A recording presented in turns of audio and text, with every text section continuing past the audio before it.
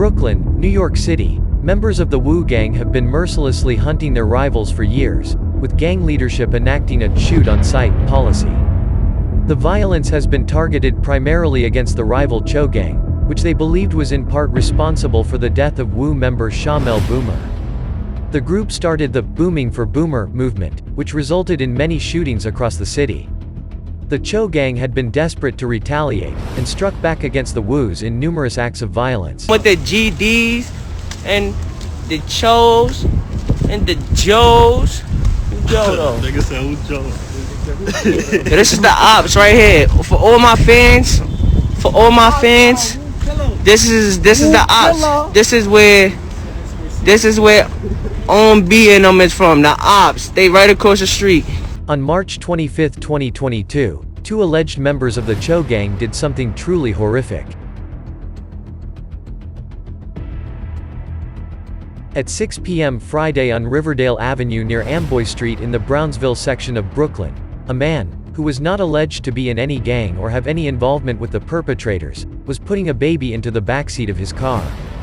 He had just picked her up from a daycare that was located in the area. The Brooklyn DA's office detailed what is alleged to have happened next. Alleged CHO member, Dalik Habersham, also known as Dalik EBK, arrived in the area in a BMW driven by fellow CHO member Princess Chambers. Surveillance video shows him stepping out of the car and walking towards the man with his baby, who, again, was just a random civilian. Dalik Habersham believed that the man was actually one of his rivals, and he pulled out a gun and attempted to massacre him. Surveillance video shows him shooting repeatedly at the man, and while he missed him, one of his bullets hit a 3-year-old girl who was walking with her mother out of the same daycare.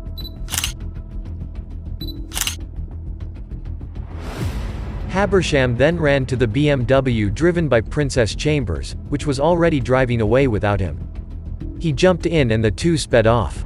Detectives combed through surveillance photos, and identified who they believed was the suspect.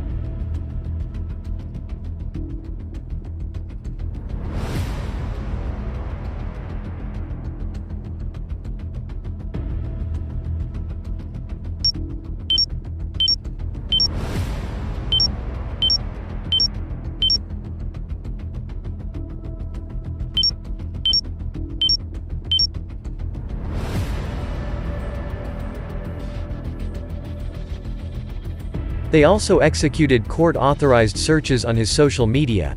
The day after the shooting, Habersham sent a DM to a private Instagram messaging group with other CHO members, sharing a link to a news article about the shooting, and apparently jokingly saying that he quote-unquote did bad.